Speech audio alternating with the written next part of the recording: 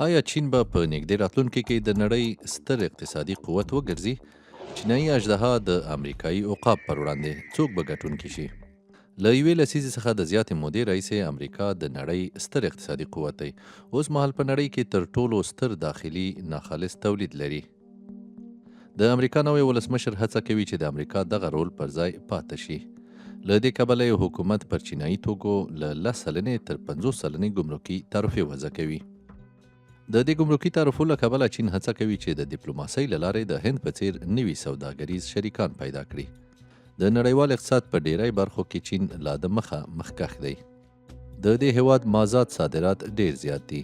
د هیواد په 2024 میلادي کال کې کابو 1 ټریلیون ډالرو په ارزښت صادرات درلودل.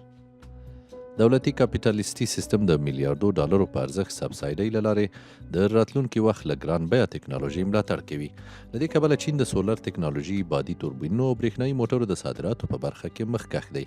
دغه هیواد په نړۍ کې د نغدو پیسو تر ټولو سترې زیرمې لري.